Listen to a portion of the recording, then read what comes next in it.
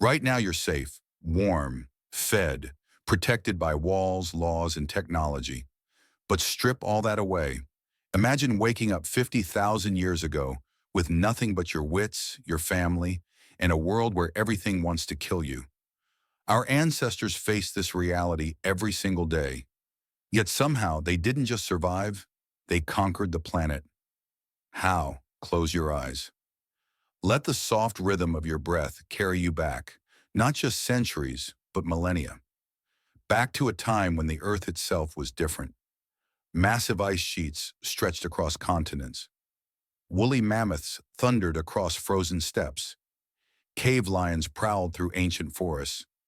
And somewhere, in this vast and dangerous world, small groups of humans had learned the most important skill in history: how to stay alive. Dawn breaks over a vast prehistoric world. The sky is clearer than anything you've ever seen. No pollution, no city lights, just endless stars fading into a crimson sunrise. From the shelter of a quiet cave, early humans stir with the rising sun. But these aren't the grunting brutes from Hollywood movies. These are people just like you and me. Same intelligence, same emotions, same hopes and fears. They laugh, they love, they dream, they tell stories around fires and worry about their children's future. The difference? Their challenges. No clocks tick in their world. No schedules demand their attention. No cities sprawl across the landscape. But here's what they do have that we've lost: absolute purpose. Every breath, every decision, every moment matters. There's no room for boredom when survival is everything. So what did cavemen actually do all day? The answer will surprise you, because these weren't primitive people living primitive lives. They were master engineers who could track a wounded animal across 50 miles of wilderness. They were chemists who knew which plants healed and which ones killed. They were artists who created beauty that still takes our breath away 30,000 years later. They were psychologists who understood human nature so deeply that their social bonds held communities together for millennia. Tonight, we'll follow in their footsteps, from sunrise to starlight, exploring how our ancestors lived, loved, created, and adapted for over 2 million years. We'll discover that the Paleolithic era wasn't just survival. It was the foundation of everything that makes us human. Every instinct you have, every emotion you feel, every desire that drives you was forged in those ancient days when small bands of humans learned to thrive in an impossible world. You'll learn why they painted animals on cave walls by flickering firelight, why they built elaborate homes from mammoth bones in the Ukrainian tundra, why they developed trade networks that stretched across continents, passing obsidian tools and seashells thousands of miles from their origins. You'll understand why they sang, why they danced, why they carved tiny Venus figurines with loving care. But more than that, you'll understand yourself, because for 99% of human history, this was us. We were these people. The agricultural revolution, the moment we started farming, happened just 12,000 years ago.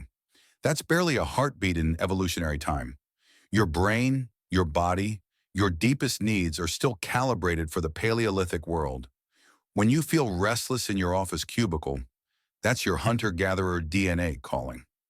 When you crave adventure and exploration, when you feel most alive around a campfire under the stars, when you need stories and community and purpose, that's not nostalgia. That's your true nature, shaped by millions of years of living the way we were meant to live.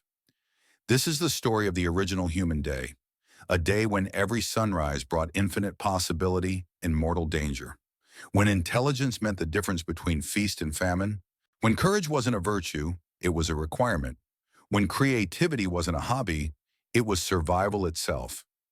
Our journey begins in that vast wilderness where humanity was born, a world of endless horizons and eternal challenges, where our ancestors wrote the first chapters of the greatest story ever told: how to be human.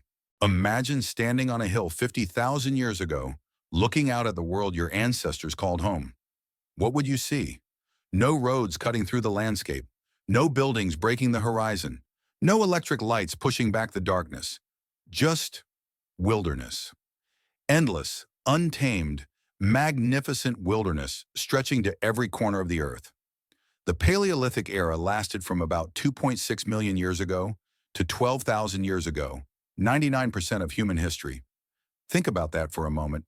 Everything we consider civilization, agriculture, cities, writing, the internet, all of it represents less than 1% of the human story. For the vast majority of our existence, we were something else entirely. We were wanderers, we were survivors, we were the ultimate adapters. But this wasn't just one world. During the Paleolithic, Earth was a planet of extremes, constantly shifting between ice ages and warm periods. When the glaciers advanced, they locked up so much water that sea levels dropped by 400 feet. Land bridges appeared where oceans exist today. You could walk from Asia to Alaska across the Bering Land Bridge. Britain was connected to continental Europe. Australia and New Guinea formed a single massive landmass. People lived as hunter-gatherers across every conceivable environment. In the scorching Kalahari Desert, small bands tracked animals across endless dunes, reading stories in footprints that most of us couldn't even see. In the frozen tundras of northern Europe, families huddled around fires, while massive cave bears and woolly rhinoceros roamed just beyond the circle of light. Along tropical shores, coastal peoples became master mariners, island hopping across the Pacific in boats that wouldn't look out of place in a modern marina. They faced creatures that seem mythological to us now. Cave lions, 30% larger than modern lions, stalked through European forests. Short-faced bears, standing 12 feet tall on their hind legs, dominated North American plains. Saber-toothed cats with 6-inch fangs ambushed prey at watering holes. And towering above them all, the mighty woolly mammoth, 14 feet tall, weighing 8 tons, with curved tusks that could grow 16 feet long. But here's what's extraordinary. Our ancestors didn't just survive in this world of giants and predators. They thrived. They spread from their birthplace in Africa to every continent except Antarctica. They crossed oceans, climbed mountains, and adapted to climates from the Arctic to the equator. How did they do it? Intelligence, cooperation, and an almost supernatural ability to learn and adapt. Let me paint you a picture of just how different their world was. In Africa's Great Rift Valley, where humanity first emerged, the landscape pulsed with life. Massive herds of antelope moved like living rivers across the savanna. Elephants, not the woolly northern variety, but their enormous, straight-tusked cousins, stripped bark from acacia trees. Hippos wallowed in rivers that ran year-round. Not the seasonal streams of today. The climate was unpredictable in ways we can barely imagine. Volcanic eruptions could darken the sky for months. Lake levels fluctuated wildly. Lake Victoria, now one of the world's largest lakes, completely dried up during some periods. Our ancestors learned to read these changes, to follow the rains, to find water when rivers disappeared, and game when herds migrated. They were far from primitive. Archaeological evidence reveals a sophistication that challenges every stereotype. At Blombos Cave in South Africa, we find evidence of symbolic behavior dating back 100,000 years. They were mixing pigments, creating art, crafting jewelry from shells. At Kafse Cave in Israel, they were burying their dead with flowers and grave goods 90,000 years ago. These weren't mindless brutes. They were us. Their tools tell a story of constant innovation. The earliest stone tools, called oldowan, were simple but effective.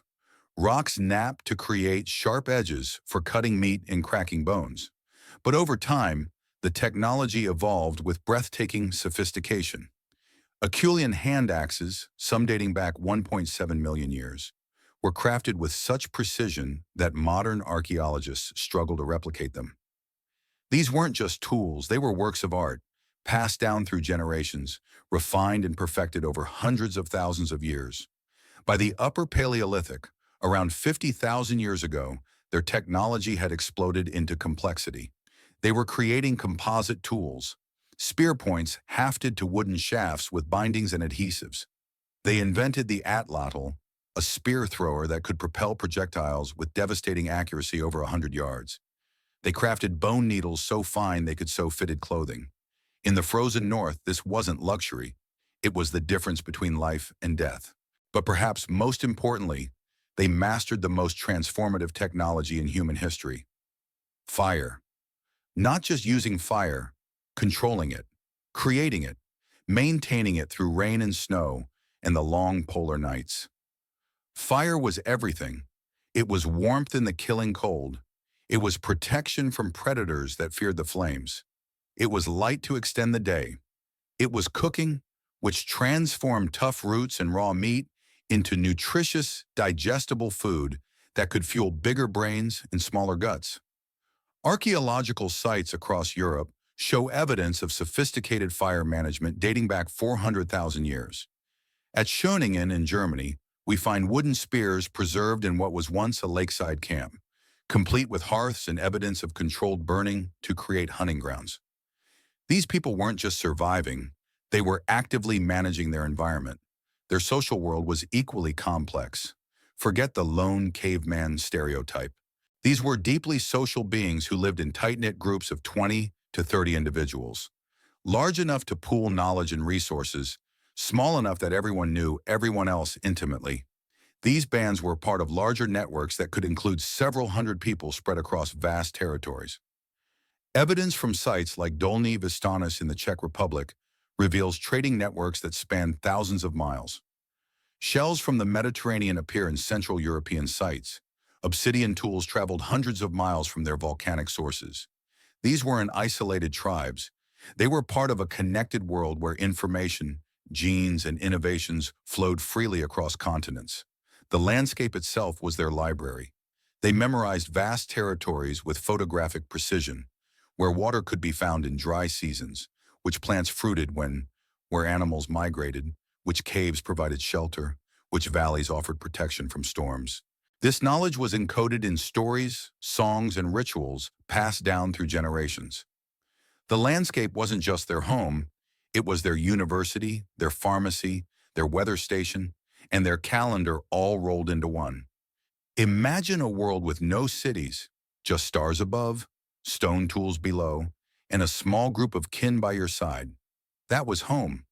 That was life. But it was also something more profound.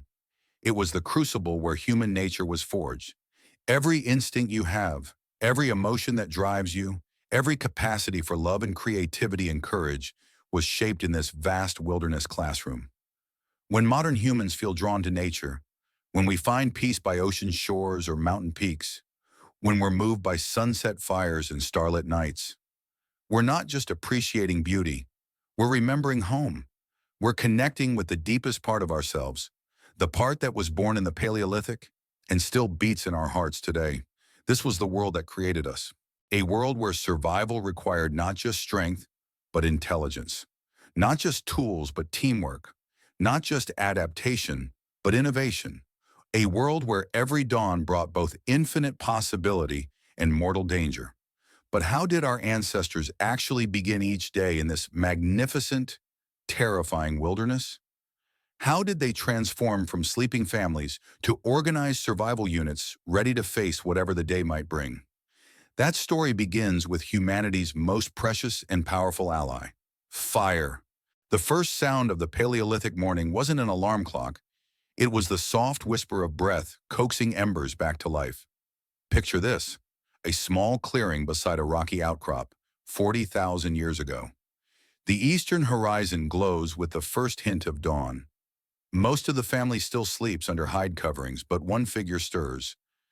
Usually the eldest, the keeper of fire. Their movements are quiet, practiced, almost ritualistic. Because what happens in the next few minutes could mean the difference between warmth and cold, cooked food and raw meat, safety and vulnerability. The day begins not with alarms, but with embers. And here's something that would surprise most people. Cavemen didn't start fires from scratch every morning. That's a Hollywood myth. Starting a fire with primitive tools, rubbing sticks together or striking flint against pyrite, is exhausting work that can take an hour or more, even for experts. Our ancestors were far too smart and practical for that. Instead, they mastered something much more sophisticated: fire maintenance. They preserved glowing coals in bark containers, buried them in ash, wrapped them in moss, or kept them alive in carefully constructed fire holds that could smolder for days. Archaeological evidence from sites like Qesem Cave in Israel shows that Paleolithic peoples maintained fires continuously for thousands of years. The ash deposits are meters thick, testament to humanity's longest-running partnership. Watch the firekeeper at work.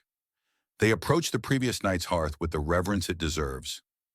Fire was not just a tool, it was a living thing that required feeding, protection, and constant attention. With practiced hands, they brush away the protective layer of ash, revealing the precious coals beneath. A few gentle breaths, a handful of dry tinder, pine needles, birch bark, fungus prepared days earlier, and flames begin to dance once again. This moment, the rekindling of fire, was perhaps the most important transition in the Paleolithic day. It transformed a vulnerable group of sleeping humans into a functioning community. The growing flames would wake the others. But more than that, they announced that the day had officially begun. The circle of light and warmth expanded, pushing back the darkness that had confined them through the night. As the fire builds, morning means rekindling more than just warmth. It means awakening the social bonds that hold the group together. Family members emerge from their sleeping spots, drawn by the warmth and light. There are quiet greetings, gentle touches, the kind of unconscious intimacy that comes from depending on each other for survival. Children press close to the fire, still drowsy, while adults begin the day's first tasks. Gathering water is always the priority. In some camps, this means a short walk to a nearby stream or spring. The water bearer, often one of the young adults, takes containers made from animal stomachs, large shells, or carefully crafted birch bark vessels. But water collection isn't just about quenching thirst. It's reconnaissance. The morning trip to the water source reveals what happened during the night. Fresh animal tracks tell stories. What 9 species passed through, how recently and what numbers, whether they seemed healthy or injured. Back at camp, preparing for the day's needs becomes a community effort. Tools are checked with the kind of attention a modern surgeon gives to their instruments. Stone blades are examined for chips or cracks. Spear points are tested for tightness in their halves. Arrows are inspected for straightness. A broken tool in the wilderness isn't just an inconvenience, it could be fatal. Fire offered everything our ancestors needed to transform from vulnerable animals into master survivors. Light, first and foremost. The dancing flames could illuminate work areas, allowing people to see clearly enough to craft tools, prepare food, or tend to injuries. Heat, obviously, not just comfort, but actual survival in climates where nighttime temperatures could drop below freezing even in summer. But perhaps most importantly, fire offered protection. Every predator that stalked the Paleolithic world shared one universal fear: flames. Cave lions, hyenas, leopards, even the massive short-faced bears. All of them had an instinctive terror of fire that kept them at bay. The hearth wasn't just the center of camp. It was a fortress of light that created safe space in a dangerous world. And then there was cooking, the power to transform food in ways that changed everything about human evolution. Raw meat is tough, hard to digest, and potentially dangerous. Cooked meat is tender, safe, and incredibly nutritious. Raw tubers and roots can be toxic or indigestible. Roasted, they become sweet and nourishing. Fire didn't just make food taste better, it unlocked calories and nutrients that powered the development of our large, energy-hungry brains. Children watched, learned, mimicked adults in everything. There were no schools in the Paleolithic world, no formal education, but learning was constant and intense. A 4-year-old would squat beside their grandmother as she tended the fire, absorbing through observation the subtle skills of flame management. When to add fuel, when to bank the coals, how to read the color and behavior of flames to judge temperature. They learned by watching their parents examine tools, noting which stones made the sharpest edges, how to test a spear shaft for flexibility, which woods burned hottest and cleanest. They learned by listening to the adults discuss the day's plans, absorbing the complex decision-making that survival required. Should we hunt today or gather? Which direction should we travel? What do the clouds tell us about weather? What do the animal signs suggest about game movements? Tools were checked with a thoroughness that would impress any modern craftsperson. A Paleolithic toolkit was a matter of life and death, and every item received careful attention. Stone tools were examined for damage. Even tiny chips could render a cutting edge useless. Wooden implements were tested for cracks or warping. Bindings were checked for wear. Containers were inspected for leaks. But perhaps most important of all, the sky was read like a book. Paleolithic peoples were the original meteorologists, their lives depending on accurate weather prediction. They could read cloud formations, wind patterns, atmospheric pressure changes, the behavior of birds and insects, all the subtle signs that telegraph weather changes hours or days in advance. The morning sky told stories. A red sunrise might mean storms approaching from the west. High, wispy clouds could signal weather changes in a day or two. The direction and strength of the wind carried information about pressure systems moving across the landscape. This wasn't folk wisdom. It was sophisticated environmental science developed over thousands of generations. As the morning progressed, the day's goals crystallized around two fundamental needs: food and survival. But these weren't separate concerns. They were intricately linked aspects of the same challenge: finding food safely, storing food securely, sharing food fairly, using food to build and maintain the social bonds that made survival possible. The fire that had awakened the camp now became the organizing center for the day's activities. Around its warmth, plans were made and roles assigned. The hunters would take the high ground to the north, where game trails converged near a watering hole. The gatherers would work the oak groves to the east, where acorns were ripening. The elders would remain in camp with the youngest children, tending the fire and preparing tools. But even as they planned and prepared, even as they organized themselves for another day of survival in their magnificent, dangerous world, the morning fire represented something deeper than mere practicality. It was continuity, the same flames that warmed their ancestors stretching back hundreds of thousands of years. It was community, the circle of light that bound them together as surely as genetics. It was hope, the promise that despite all dangers, despite all uncertainties, they would find a way to thrive. The embers that began the day would soon send them out into a world filled with both promise and peril, armed with nothing but their intelligence, their tools, and their unbreakable bonds of kinship. But first they had to master the ancient art of finding sustenance in a landscape that could either feed them or kill them. 1. The morning fire has been banked. Tools checked, plans made. Now comes the moment that defined human existence for over 2 million years. The daily search for food. But if you imagine crude cavemen randomly grabbing whatever they could find, you couldn't be more wrong. What we're about to explore is perhaps the most sophisticated survival system ever developed. A combination of science, art, strategy, and deep ecological wisdom that kept our species alive through ice ages, droughts, volcanic winters, and every other catastrophe the planet could throw at us. In the forest, a woman named Kaya, let's call her that, moves with the fluid grace of someone who has spent her entire life reading the language of nature. She's 30 years old, a mother of 3, and she possesses knowledge that would humble any modern botanist. Her eyes scan the understory with systematic precision. There, a cluster of elderberries, dark purple and perfectly ripe. She plucks them carefully, leaving enough for the birds and 2 for next year's growth. Her movements aren't random. They're part of a sophisticated mental map built over decades of experience. Every step tells a story. She digs for roots with a digging stick worn smooth by years of use, the tip fire-hardened to penetration iron strength. But she doesn't dig everywhere. She knows that wild onions grow in specific soil conditions, that tubers flourish near certain types of trees, that the best edible roots are found on south-facing slopes where morning sun hits first. This isn't luck. It's applied ecology of the highest order. She checks the trees for nuts, but her examination goes far beyond simply looking up. She reads the forest like a book. The pattern of fallen leaves tells her which trees are stressed. The presence of certain insects indicates the health of the nut crop. She can predict which oak trees will drop their acorns first, which hazelnut bushes will yield the most, which walnut trees produce the meatiest kernels. This knowledge didn't come from textbooks. It was earned through 40,000 years of accumulated human observation, passed down through stories, songs, and hands-on teaching. Meanwhile, in the plains beyond the forest edge, a group of men move with equal precision toward entirely different prey. Their leader, let's call him Econ, raises his hand in a subtle signal. The hunting party freezes. Ahead, barely visible through the tall grass, a small herd of antelope grazes in the morning sun. But this isn't a simple chase and kill scenario.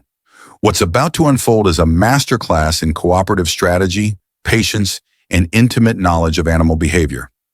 Econ and his companions, 5 men ranging in age from 20 to 50, have been tracking this herd for 3 days. They know each animal's characteristics: the old buck who limps slightly on his left foreleg, the young doe who tends to bolt first at any sign of danger, the pregnant female who moves more slowly than the others. They've observed the herd's feeding patterns, their watering schedule, their preferred escape routes. This isn't hunting, it's applied animal psychology. But here's something crucial that archaeology has revealed. This wasn't a rigid gender divide. Evidence from sites across Africa, Europe, and Asia shows remarkable flexibility in Paleolithic food procurement. While there were general patterns, women often specialized in gathering, men in hunting large game, the reality was far more nuanced. Women hunted small game with snares and throwing sticks. Men gathered honey, nuts, and seasonal fruits. Children of both sexes learned all skills. Pregnant women adapted their activities but remained productive. Elderly individuals contributed through their vast knowledge of rare foods and emergency resources. The division of labor was practical, not ideological. It maximized the group's chances of survival by ensuring that no potential food source was overlooked, no skill set was lost. In times of abundance, specialization made sense. During lean periods, flexibility could mean the difference between life and death. Food came from many places, each requiring its own expertise. Tubers, seeds, and fruits formed the reliable backbone of the Paleolithic diet. Underground storage organs, roots, bulbs, corms, were particularly valuable because they could be 9-point harvested year-round and provided steady calories. A skilled gatherer could locate wild potatoes, wild carrots, ground nuts, and dozens of other species that most modern people would walk right past. Seeds from grasses, flowering plants, and trees provided essential fats and proteins. Pine nuts, sunflower seeds, amaranth, the original superfoods that sustained human populations across continents. Fruits offered both nutrition and pleasure. Wild strawberries, blackberries, figs, dates, baobab pods, seasonal bursts of sweetness that provided quick energy and vital vitamins. But gathering fruit required precise timing. Too early, and they're inedible. Too late, and they're gone. Successful gatherers developed an internal calendar more accurate than any modern almanac, knowing exactly when each species would ripen in each microenvironment. Mall game, rabbits, fish, birds, provided regular protein without the risks associated with hunting megafauna. Rabbits could be taken with snares, nets, or simple clubs. Fish could be caught with bone hooks, woven traps, or sophisticated weirs that channeled entire schools into wading nets. Birds could be brought down with throwing sticks, caught in nets, or taken as eggs and nestlings. This wasn't dramatic hunting, it was steady, reliable protein procurement that kept families fed day after day. And then, occasionally, mammoths. The mammoth hunt was the Super Bowl of Paleolithic life. When it happened, perhaps once or twice a year for a successful group, it could provide enough meat to feed dozens of people for weeks. But mammoth hunting wasn't the desperate spear charge depicted in movies. It was an elaborate operation requiring weeks of planning, perfect coordination, and intimate knowledge of mammoth behavior. Archaeological evidence from sites like Schöningen in Germany reveals the sophistication of Paleolithic hunting technology. Wooden spears dating back 400,000 years show careful selection of materials. Springy yew wood for flexibility, fire-hardened tips for penetration, precisely balanced for optimal throwing. These weren't crude clubs. They were precision instruments crafted by master engineers. The mammoth hunters understood their prey with scientific precision. They knew that mammoths were intelligent, social animals with complex behaviors. A wounded mammoth wouldn't just flee. It might charge, call for help from the herd, or lead hunters into dangerous terrain. Successful mammoth hunting required exploiting environmental features, driving herds toward bog lands where the massive animals would become trapped, positioning hunting teams at natural bottlenecks, using fire to control animal movements. But here's the remarkable thing. Hunting was risky, but foraging was steady. Modern studies of hunter-gatherer societies show that gathering typically provided 60–80% of total calories, while hunting contributed the remainder. The gathered foods were reliable, predictable, and safe to procure. Hunting was dangerous, uncertain, but potentially high reward. This balance, steady gathering supplemented by occasional hunting windfalls, proved to be the most sustainable survival strategy ever developed. Both activities required vast ecological knowledge passed on through stories and songs. This is where Paleolithic culture becomes truly remarkable. They didn't have writing, but they had something arguably more powerful: oral tradition that encoded survival information in memorable, transferable formats. Children learned through stories that were simultaneously entertainment and education. Follow the bee's flight to find water. When the leaves of the bloodroot emerge, the fish runs begin. The mammoth that stands apart from the herd is either sick or protecting young. Both are dangerous. These weren't just pretty tales. They were survival manuals disguised as stories, ensuring that critical knowledge survived even if individual experts died. Songs served similar functions. Rhythmic chants helped people remember the sequence of tool-making steps, the names and properties of hundreds of plant species, the behavioral patterns of dozens of animal species. Music wasn't entertainment. It was a memory system that could preserve life-saving information across generations. The morning foraging expedition reveals the true sophistication of this system.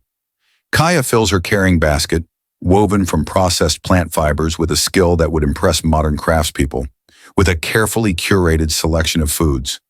Wild onions that will add flavor to evening meals. Medicinal bark from willow trees to treat headaches and inflammation. Fibrous roots that can be processed into cordage. Berries rich in vitamins that will prevent scurvy. Seeds that can be ground into nutritious flour.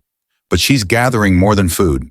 She's collecting raw materials, plants whose stems make excellent arrow shafts, leaves that can be woven into waterproof containers, sap that serves as adhesive for tool making. Her gathering basket contains a complete technological supply depot disguised as a simple food collection trip. The hunters, meanwhile, are engaged in an equally complex operation. They've spent hours approaching the antelope herd using every trick of fieldcraft, staying downwind, moving during times when the animals are focused on feeding, using natural cover to mask their approach. Each hunter carries a primary spear plus backup weapons, lightweight javelins for longer-range throws, a knife for close work, perhaps an atlatl to multiply throwing power. Their strategy unfolds like a choreographed dance. Two hunters circle wide to cut off the herd's primary escape route. One positions himself near the watering hole where panicked animals might flee. The others begin the approach, moving slowly and deliberately to avoid triggering premature flight responses. When the moment comes, their coordinated attack isn't brutal chaos. It's precise execution of a plan developed over days of observation and years of experience. The success rate was lower than modern people might expect. Archaeological evidence suggests that large game hunts succeeded perhaps 30–40% of the time. But when they worked, the payoff was enormous. A single antelope could provide 100 pounds of meat, enough to feed a small band for several days. The hide would become clothing, containers, or shelter material. The bones would be crafted into tools. The sinew would become cordage. Nothing was wasted. Whether gathering or hunting, success depended on reading the subtle signs that revealed nature's secrets. The gatherers learned to spot the microscopic differences between edible and poisonous mushrooms, to identify the growth stages when wild plants were most nutritious, to predict seasonal abundance based on weather patterns from months earlier. The hunters developed tracking skills that bordered on the supernatural, following day-old trails across rocky ground, predicting animal movements based on feeding sign, interpreting the meaning of disturbed vegetation or unusual bird behavior. This knowledge wasn't just practical, it was profound. Paleolithic peoples understood ecological relationships with a depth that puts most modern environmental science to shame. They knew which animals depended on which plants, how weather patterns affected animal behavior, which human activities would disrupt local ecosystems. They were the original conservationists, managing resources with a sophistication born of necessity. As the morning expedition draws to a close, both gatherers and hunters begin their return to camp. Their success, measured not in money but in calories, materials, and knowledge gained, will determine how well the group eats, how secure they feel, how prepared they are for the challenges ahead. But there's more than survival at stake here. There's also the social fabric that holds the group together, woven through shared effort, shared risks, and shared rewards. The food they've gathered will soon become the centerpiece of the day's most important social event. But first, there's work to be done. The careful processing, preparation, and sharing that transforms raw materials into sustenance and strengthens the bonds that make survival possible. The sun reaches its zenith, casting sharp shadows beneath the acacia trees. In the open savanna, the heat shimmers like liquid mercury rising from the grassland. In the northern forests, the midday cold bites with teeth of ice. But whether escaping blazing heat or bitter frost, Paleolithic peoples understood something modern life has forgotten: the wisdom of the midday pause. At midday, the heat or cold often forced a break. This wasn't laziness. It was intelligent adaptation to environmental rhythms that governed all life on Earth. In the African cradle of humanity, the noon sun could kill an unprotected human in hours. Surface temperatures soared above 140 degrees Fahrenheit, making travel not just uncomfortable but literally deadly. Even the animals knew better. Lions sought shade, antelope gathered in whatever shadow they could find, and birds panted with open beaks. In the ice-locked territories of Europe and Asia, midday cold presented different but equally serious challenges. Temperatures that could freeze exposed skin in minutes forced people to conserve energy, staying close to fires and minimizing unnecessary movement. The brief winter daylight hours made every moment of warmth precious. So our ancestors did what evolution had taught every successful species. They adapted their rhythms to nature's rhythms. Under shade or beside a fire, people gathered in the loose, comfortable groups that defined Paleolithic social life. These weren't formal meetings or scheduled breaks. They were organic responses to environmental conditions that created natural opportunities for the maintenance activities that kept the group functioning. Watch how they use this forced downtime. Nothing is wasted, nothing is idle. Under a broad baobab tree whose trunk could shelter 20 people, the adults begin the careful, methodical work of tool maintenance. This is the difference between survival and death disguised as simple housekeeping. Ekon, our morning hunter, settles cross-legged against the tree trunk and begins sharpening his spear points with movements so practiced they seem almost meditative. But every stroke of stone against stone is purposeful, calculated. He's not just maintaining a sharp edge, he's reading the tool like a doctor examining a patient. A hairline crack here might mean the point will shatter at the worst possible moment. A slight asymmetry there could affect flight accuracy. These aren't just tools, they're life insurance policies that require constant attention. Beside him, Kaya repairs her gathering basket with strips of processed plant fiber, her fingers weaving with the kind of unconscious skill that comes from 30 years of practice. But she's not just fixing a container, she's maintaining the technology that allows her family to eat. A broken basket means scattered food, lost efficiency, potentially missed opportunities to gather critical resources. Her repair work is engineering, plain and simple. The rhythmic sounds of maintenance work create a percussion backdrop to midday life. Stone against stone as tools are sharpened, fiber against fiber as baskets are rewoven, wood against wood as spear shafts are straightened, the soft scraping of hide being processed into leather. These aren't random activities. They're the heartbeat of a technological civilization that lived by the principle that everything must work, always, because failure means death. But perhaps the most important midday activity is happening in the spaces between the adult workstations. Children played nearby, imitating skills with the unconscious intensity that only children possess. A 6-year-old boy named Django, let's call him that, squats beside his father, a tiny piece of stone in his hands, trying to replicate the napping motions he's watched thousands of times. His attempts are clumsy, his strikes ineffective, but he's learning through the most powerful educational method ever developed: direct observation and imitation. No one teaches him formally. No one sits him down for napping lessons. Instead, he absorbs the skill through osmosis, through being present during the endless hours of tool maintenance that adult life requires. When he strikes the stone wrong and it shatters, his father doesn't scold. He simply hands him another piece and continues his own work. Learning happens through repetition, through failure, through the gradual development of hand-eye coordination and pattern recognition that turns random movements into skilled technique. A 7-year-old girl named Asha practices weaving with scraps of plant fiber, her small fingers struggling to maintain the tension and pattern that makes strong cordage. Her grandmother, sitting nearby processing seeds into meal, occasionally glances over and makes tiny adjustments. A finger moves slightly left, a twist made more tightly, but mostly she lets the child learn through experimentation. This is education without schools, learning without classrooms. It's immersive, practical, and incredibly effective. By the time these children reach adolescence, they'll possess survival skills that would take modern people years to acquire, even with formal instruction.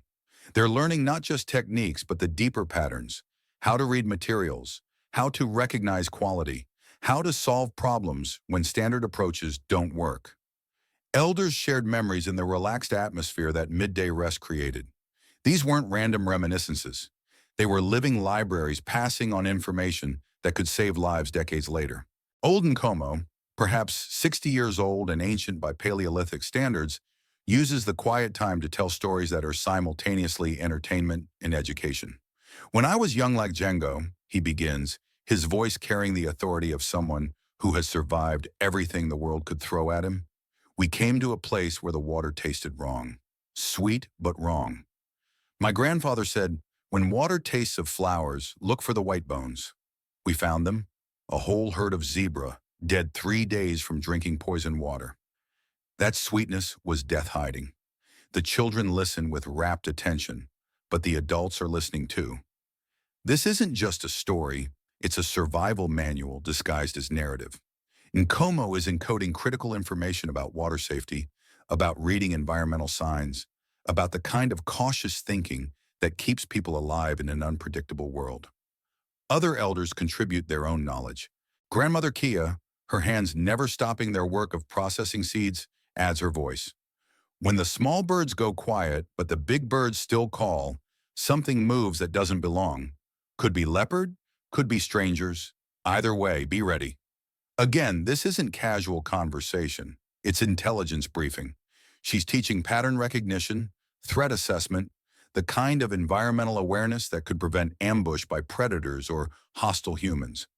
The information is embedded in memorable phrases that stick in the mind, passed down through generations of survivors who learned these lessons the hard way. There was no school, but every moment was learning. This is perhaps the most remarkable aspect of Paleolithic education, its seamless integration into daily life. Modern children go to school to learn and then return to real life. Paleolithic children lived in a world where learning and living were indistinguishable. They learned botany by helping gather plants.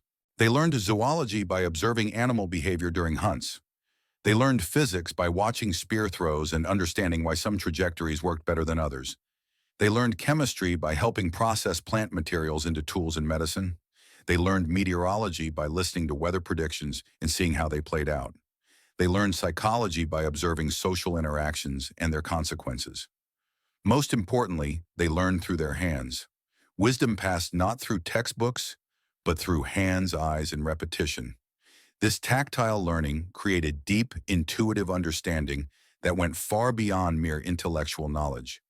A modern person might read about knapping stone tools, but a Paleolithic child learned by feeling the stone's resistance, hearing the sound of successful strikes, developing the muscle memory that could produce sharp edges even in the dark. Watch Asha as she struggles with her weaving. Her fingers are learning to recognize proper tension by feel. Her eyes are learning to spot irregular patterns before they become serious flaws. Her muscles are developing the precise control needed for consistent results. This isn't just manual skill, it's the development of neural pathways that will serve her for life, the kind of deep learning that creates expertise rather than mere competence. The midday rest period also serves crucial social functions. In the relaxed atmosphere of shared maintenance work, Social bonds are reinforced through casual conversation, gentle teasing, collaborative problem solving. When Econ's spear point proves more difficult to sharpen than expected, his brother-in-law offers advice about stone selection. When Kaya's basket repair requires a particularly tricky weave, her sister demonstrates a technique learned from their mother. This constant sharing of knowledge, techniques, and resources creates the social glue that holds hunter-gatherer societies together. There's no formal hierarchy, no official teachers, no required curriculum. Instead, there's a fluid, organic system where expertise flows naturally from those who have it to those who need it. The children absorb not just technical skills, but social skills. How to ask for help without appearing incompetent, how to offer assistance without seeming presumptuous, how to share resources fairly, how to resolve disputes without damaging relationships. They're learning the complex social protocols that make cooperative living possible in small groups where everyone depends on everyone else.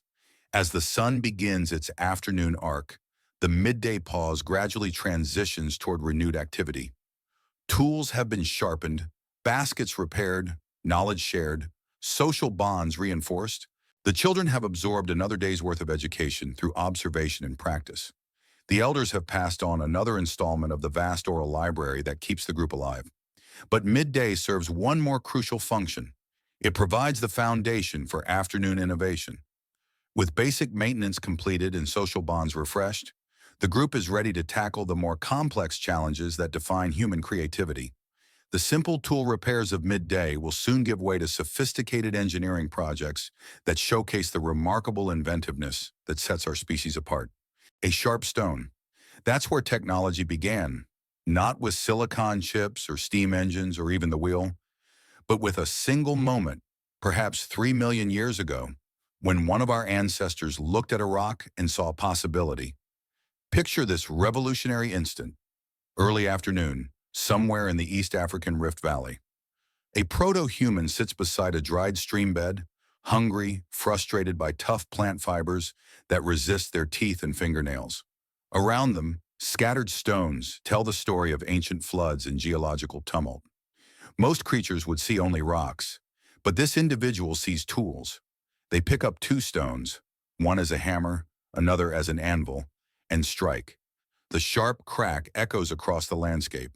Where once there was one blunt rock, now there are pieces with edges keen enough to slice through hide, sharp enough to cut meat, precise enough to process plant materials that would otherwise be inedible. In that moment, everything changes. Not just for that individual, but for the entire future of life on Earth. This is the birth of technology, not the crude fumbling of a primitive mind, but the first spark of the engineering genius that would eventually take us to the moon. The Oldowan Toolkit, named after Olduvai Gorge, where some of the earliest examples were found, represents humanity's first great technological revolution. These weren't random rock-bashing experiments. Archaeological analysis reveals sophisticated understanding of stone fracture mechanics, careful selection of raw materials, and systematic production techniques that could reliably create specific tool types. An Oldowan toolmaker understood that volcanic glass produces the sharpest edges, but breaks easily. They knew that quartzite holds an edge longer, but requires more force to shape. They could predict how stone would fracture based on striking angle, impact force, and contact point. This wasn't trial and error. It was applied physics, mastered by people who never heard the word science, but lived it every day. But human ingenuity couldn't stay static. Over hundreds of thousands of years, each generation refined and improved upon their inherited technology. The Acheulean hand axe, the Swiss army knife of the ancient world, represents perhaps the most successful tool design in human history. For over 1 million years across 3 continents, our ancestors crafted these elegant, symmetrical implements with a consistency that speaks to both practical genius and aesthetic sensibility. Hold an Acheulean hand axe if you ever get the chance, and you'll understand why they dominated human technology for so long. The balance is perfect. The weight distribution optimal for powerful chopping strokes. The pointed tip can pierce tough materials. The sharp edges can cut, slice, and scrape. The heavy butt can serve as a hammer. It's a single tool that performs dozens of functions, crafted with a precision that modern machine shops would envy. Each axe required tremendous skill to create. The toolmaker had to visualize the final form while looking at a rough stone blank. They needed to remove material in precisely the right sequence. Take too much from one area and the entire piece becomes useless. They had to maintain symmetry while accommodating the natural flaws and fracture patterns of their raw material. These weren't primitive people making crude tools. They were master craftspeople creating precision instruments. But the real breakthrough came with levallois technology, a manufacturing technique so sophisticated that archaeologists initially refused to believe it was truly ancient. The levallois method involves preparing a stone core through a series of carefully planned strikes, creating a surface from which perfectly shaped flakes can be removed with predictable results. It's like having a machine that produces identical cutting blades, except the machine is human intelligence and skill applied to natural materials. A Levallois toolmaker thinks several steps ahead, understanding that each preparatory strike sets up the conditions for subsequent ones. They're not just making tools, they're designing production systems. The level of cognitive sophistication required rivals anything in modern manufacturing. Yet our ancestors were doing it 300,000 years ago with nothing but stone, hand-eye coordination, and accumulated knowledge passed down through generations. Later innovations showed even greater creativity and specialization. Bone needles, some so fine they required magnification for archaeologists to study properly, revolutionized clothing manufacture. These weren't crude awls, but precision instruments with eyes smaller than modern sewing needles, crafted from bird bones and mammal long bones with techniques that produced perfectly smooth, incredibly strong tools. Imagine the process: selecting the right bone, bird bones for fineness, mammal bones for strength, splitting it to the correct dimensions, gradually shaping the shaft through patient grinding against abrasive stones, creating the eye through careful drilling with stone burns, polishing the final product to eliminate any roughness that might snag thread. Each needle represented hours of meticulous work, but the payoff was enormous. Fitted clothing that could mean survival in harsh climates. Harpoons and bonefish hooks opened entirely new ecological niches to human exploitation. These weren't simple barb points, but sophisticated tools designed with deep understanding of fish behavior and aquatic physics. The angles of the barbs, the curve of hooks, the balance points of harpoons, every detail reflected thousands of years of refinement based on practical experience. Consider what it takes to design an effective fish hook. You need to understand fish anatomy. Where in the mouth will the hook set most securely? Fish behavior. What kind of motion triggers feeding responses? Water dynamics. How does current affect hook presentation? And materials science. Which bones provide the right combination of strength and flexibility? Paleolithic fish hook makers were simultaneously ichthyologists, engineers, and material scientists, though they would never have used those terms. They shaped spears from ash wood, but this wasn't arbitrary wood selection. Ash provides the perfect combination of flexibility and strength for spear shafts, flexible enough to absorb impact without breaking, strong enough to penetrate thick hide and bone. Our ancestors understood these properties through direct experience, testing different woods until they found optimal combinations of performance characteristics. They used antler for its unique properties, recognizing that this material offered advantages unavailable in either wood or bone. Antler is simultaneously hard and resilient, tough enough to serve as hammer or chisel, yet flexible enough to bend without breaking. It can be split along natural grain lines to create long, straight tools, or carved across the grain to produce curved implements. Antler tools were prized not just for their functionality, but for their durability. A well-made antler tool could last for years. The afternoon tool-making session in our Paleolithic camp reveals the full sophistication of this technology. Master craftsman Jorak, perhaps 40 years old with hands scarred by decades of stone knapping, sits surrounded by the organized chaos of serious manufacturing. Raw materials are sorted by type and quality: volcanic obsidian for the sharpest cutting edges, tough quartzite for heavy-duty tools, antler tines for specialized implements, carefully selected wood blanks for handles and shafts. His current project, crafting a new spear point to replace one damaged in yesterday's hunt, requires integration of multiple technologies: The stone point must be shaped with perfect symmetry to ensure straight flight. The wooden shaft must be precisely tapered to provide optimal balance. The binding that holds point to shaft must be strong enough to survive impact, yet allow for easy replacement when the point dulls or breaks. Watching Jorak work is like watching a surgeon or concert pianist. Every movement is purposeful, controlled, efficient. He strikes the stone with just enough force to remove the desired flake. No more, no less. Too little force and nothing happens. Too much and the piece shatters.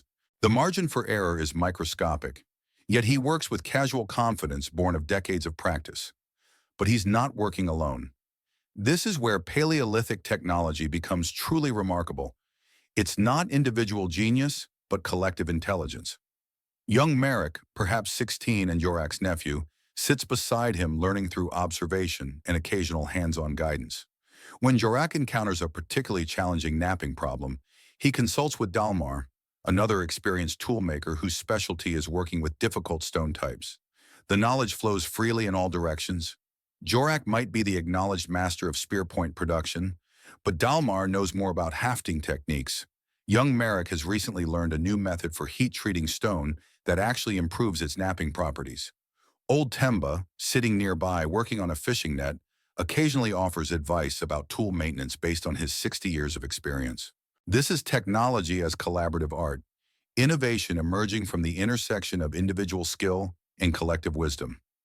No one person possesses all knowledge, but the group together represents a vast repository of technical expertise that would impress engineers in any era.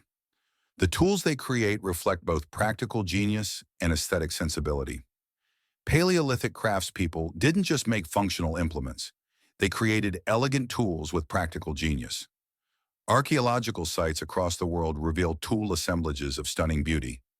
Spear points with perfect symmetry, scrapers with graceful curves, composite tools that combine multiple materials with seamless integration. This wasn't accidental beauty, it was intentional design. Symmetrical tools fly truer, work more efficiently, last longer than asymmetrical ones. Smooth finishes reduce friction and improve cutting performance. Optimal proportions provide better leverage and control. Beauty and function weren't separate considerations. They were inseparable aspects of good design. The afternoon's work produces more than just tools. It produces innovation. When young Merrick suggests a slight modification to traditional spearpoint design, the elders don't dismiss it automatically. They examine the proposal, test it against their understanding of spear dynamics, and sometimes adopt it if it proves superior. This is how technology evolves, through countless small improvements accumulating over generations. They weren't just surviving, they were engineering solutions to complex problems using limited materials and unlimited creativity. Engineering tools that could mean the difference between feast and famine, warmth and hypothermia, safety and death. Engineering technology so successful that some remain virtually unchanged for hundreds of thousands of years. But perhaps most remarkably, they were engineering their own evolution. Every tool advanced changed the selective pressures on human development. Better cutting tools allowed access to higher quality foods that supported brain growth. More efficient hunting tools reduced the premium on physical strength while increasing the value of intelligence and cooperation.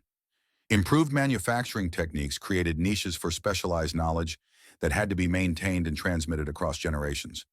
The tools shaped the tool makers just as surely as the tool makers shaped the tools. Each generation of technological advance created new opportunities and new challenges that drove continued human evolution. We became human not despite our technology, but because of it. And our technology became sophisticated, not despite our humanity, but because of it. As the afternoon shadows lengthen, the tool-making session begins to wind down. New implements have been created, old ones repaired and improved, knowledge shared and innovations tested. The day's technological output represents hours of skilled labor producing tools that will serve the group for weeks or months to come. But the real product of the afternoon isn't just tools, it's the continuation of the technological tradition that defines our species. In teaching young Merrick the secrets of stone napping, Jorak is ensuring that human knowledge survives him. In learning new techniques from the elders, Merrick is preparing to push technology forward into the next generation. Soon these carefully crafted tools will need shelter from the elements and secure storage until they're needed. But creating that shelter requires its own sophisticated technology, the ancient art of transforming natural materials into the structures that provide protection, comfort, and the closest thing to permanence that nomadic life allows. Close your eyes and imagine home. What comes to mind? Walls, certainly, a roof, rooms with specific purposes, furniture arranged just so, the smell of familiar cooking, the sound of family voices, personal belongings in their designated places. That feeling of safety, of belonging, of being exactly where you're meant to be. Now open your eyes and realize something remarkable. Every single one of those feelings, every aspect of what makes a space feel like home, existed 50,000 years ago. The materials were different, the architecture was simpler, but the human need for sanctuary, for a place that was uniquely theirs, was exactly the same. Not all cavemen lived in caves. That's perhaps the biggest misconception about Paleolithic life. Yes, caves provided ready-made shelter when they were available, and archaeological sites like Lascaux and Chauvet preserve spectacular examples of cave occupation. But caves were rare in most landscapes, often occupied by dangerous predators, and frequently unsuitable for long-term habitation due to dampness, poor ventilation, or inconvenient locations. So our ancestors did what humans have always done when existing solutions don't meet their needs. They engineered better ones. Many built shelters that would impress modern architects with their ingenuity and efficiency. Wooden huts that could be assembled, disassembled, and moved as groups followed seasonal resources. Mammoth bone domes that provided insulation, superior to many modern buildings. Hide-covered frames that offered protection from wind and rain while remaining light enough for nomadic transport. These weren't crude lean-tos or desperate emergency shelters. They were sophisticated architectural solutions designed by people who understood materials, weather, and human comfort with scientific precision.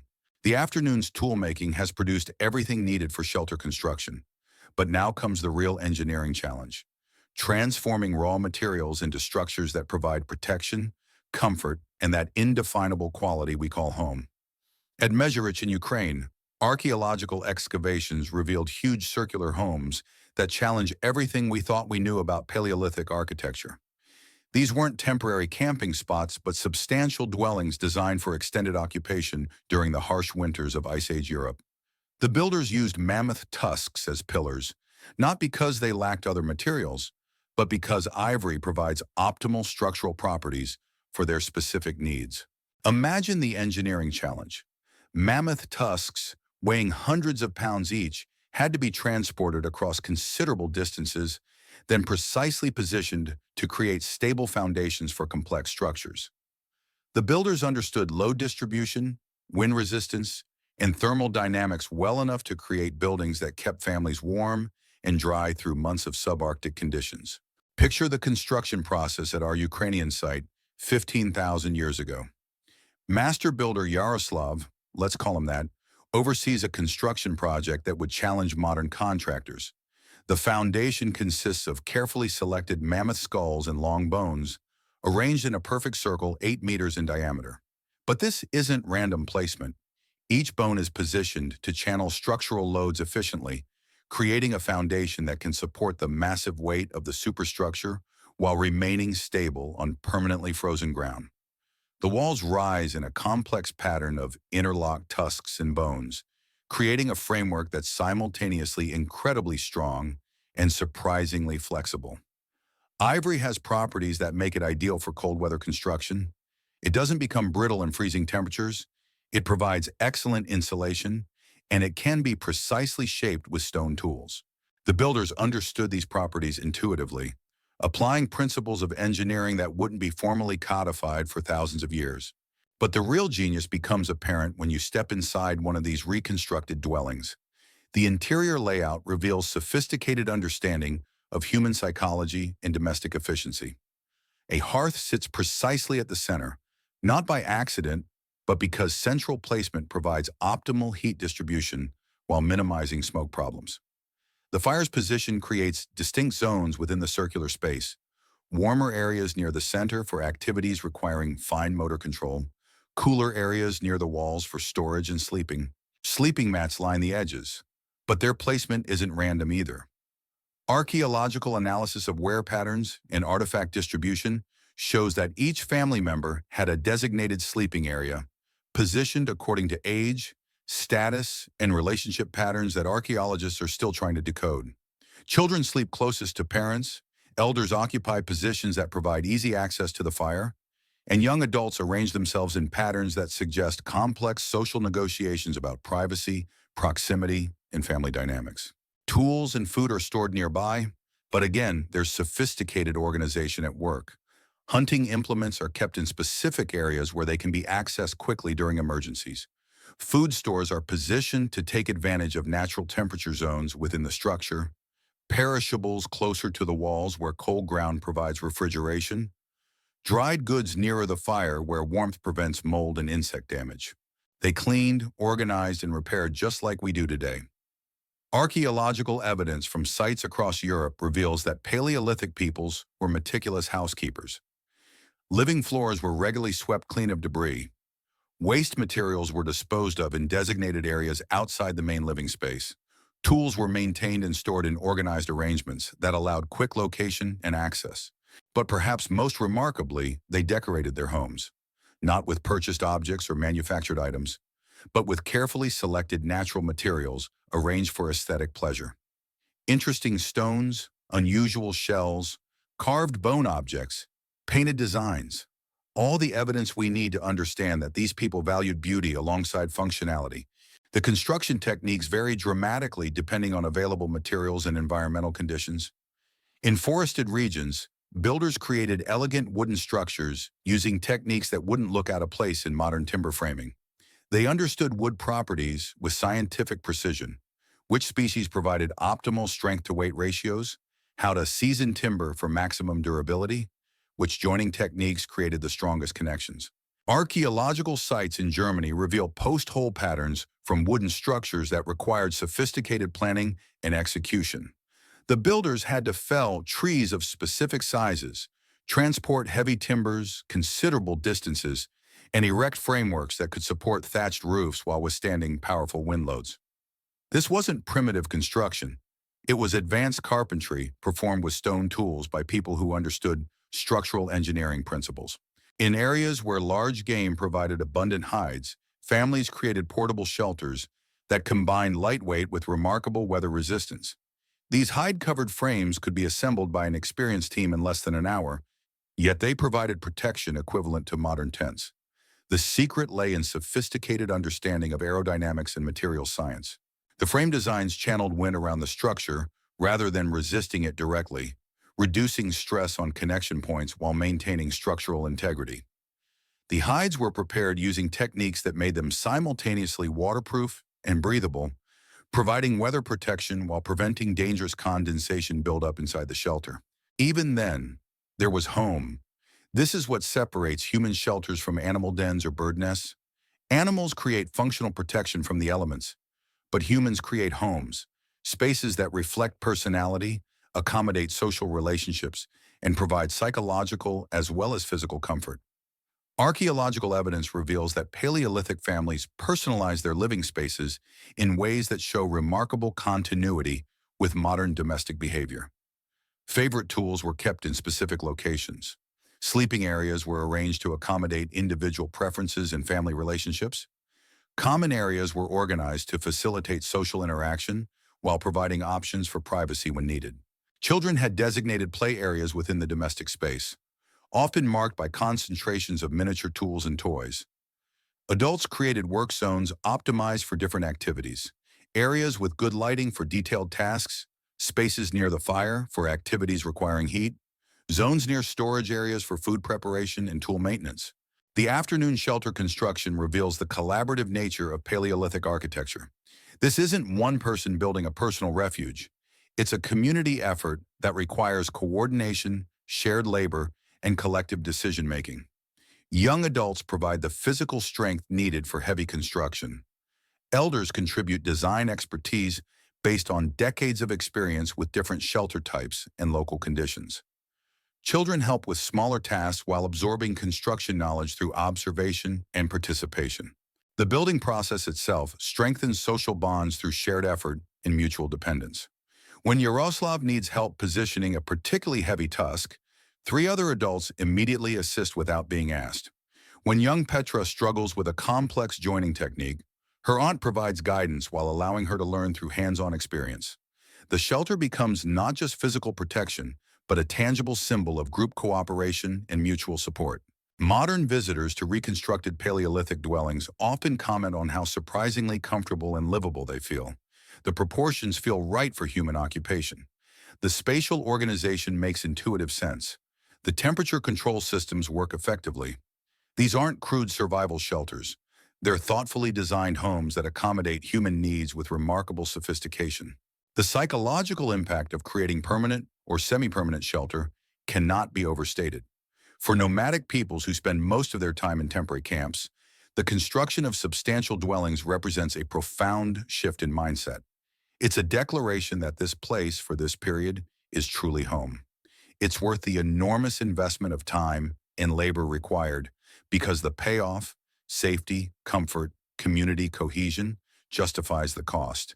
As evening approaches and the day's construction work nears completion, the new shelter stands ready to serve its most important function, transforming a group of individuals into a family, a collection of people into a community, a patch of wilderness into home. But shelter is just the beginning of domestic life. Soon, these carefully constructed walls will echo with voices, laughter, and the ancient rhythms of human community that turn mere protection from the elements into something far more precious. The sacred space where humanity nurtures itself through story, song, and the irreplaceable warmth of shared fire. The first stars appear in the darkening sky, pinpricks of ancient light in the vast dome above. The temperature drops with the disappearing sun, and shadows stretch longer across the landscape. But in one small circle of warmth and light, humanity gathers to do what it has done every single evening for hundreds of thousands of years. Come together around the fire. As daylight fades, the tribe gathers. It's not a formal assembly or a scheduled meeting. It's as natural and inevitable as breathing. The fire that has burned at the center of their temporary home all day now becomes the gravitational center of their social universe. One by one, family members emerge from their daily tasks and drift toward the flames, drawn by warmth, light, and something even more fundamental, the ancient human need for connection. Watch how they arrange themselves. It's not random. Elder Nkomo takes his customary position with his back to the prevailing wind, close enough to the fire for warmth, but positioned where smoke won't sting his eyes. The adults form a loose circle, close enough for conversation, but with space for the evening's activities. Children settle in the warm zones closest to the flames, still energetic but beginning to show the drowsiness that comes with day's end. Even the dogs, domesticated wolves that have thrown their lot in with these strange upright apes, find their places at the circle's edge, alert for scraps but content to be part of the gathering. The fire itself has been transformed for evening use. The practical cooking fire of midday has been built up into something more substantial, a beacon that can be seen for miles, a source of warmth that will last through the night, and most importantly, the stage for humanity's oldest theater. Fresh wood sends sparks spiraling into the darkness, like tiny orange stars seeking their cosmic cousins above. Meat roasts on carefully constructed spits, the fat dripping into the flames with satisfying hisses that release clouds of aromatic smoke. But this isn't just cooking, it's alchemy. The application of fire to food transforms tough fibers into tender nutrition, unlocks flavors that raw consumption could never provide, and creates the intoxicating aromas that make mouths water and stomachs rumble in anticipation. Sparks fly upward in hypnotic spirals, each one a tiny messenger carrying the news of human presence into the vast darkness beyond. Children watch the sparks with fascination, trying to follow individual embers as they rise and fade, learning without conscious thought about combustion, air currents, and the physics of heat convection. Adults use the sparks for practical purposes, reading wind direction, judging fire temperature, predicting how long the current fuel load will burn. But as important as the practical aspects of fire management are, The real magic of evening firelight lies in what it does to human consciousness. There's something about flickering flames that unlocks the deepest parts of our minds, the ancient circuits that store our most important knowledge in the form of stories, songs, and shared memories. Stories flow like water from a spring. Myths, hunts, heroes, and adventures that happened yesterday or 1,000 years ago. The distinction doesn't matter because in the firelight, all stories are equally real, equally important, equally true in the ways that matter most. This is humanity's original entertainment system, but it's so much more than entertainment. It's education disguised as pleasure, wisdom preserved in memorable form, identity shaped through shared narrative. Listen to old Kia as she begins tonight's storytelling with the traditional opening that signals the transition from day mind to night mind. In the time before time, when the world was young and the animals could speak, her voice carries the authority of someone who has lived through decades of seasons, survived famines and abundance, known births and deaths, and all the cycles that define mortal existence. The story she tells tonight is one the children have heard before, but familiarity doesn't breed boredom. It breeds deeper understanding. It's the tale of the great hunt, when the ancestor spirits showed the first humans how to work together to bring down the mighty mammoth. But embedded within the adventure narrative are practical lessons about cooperation, observation, patience, and courage. The children absorb these lessons without realizing they're being taught, while adults hear deeper meanings that become apparent only with experience. Young Django, our 6-year-old apprentice toolmaker, adds his own voice to the storytelling tradition. Tell about the time Papa tracked the wounded antelope for 3 days. His request isn't random. Children naturally gravitate towards stories that feature their parents as heroes, reinforcing family bonds while celebrating the skills that keep the group alive. Econ, prompted by his son's enthusiasm, takes up the narrative thread. His account of the tracking expedition becomes a masterclass in observation and persistence, disguised as adventure story. He describes reading signs that were barely visible, following traces across rocky ground where most people would see nothing, persevering when easier prey was available because he knew the wounded animal posed a danger to other hunters. But the stories aren't just about hunting and survival.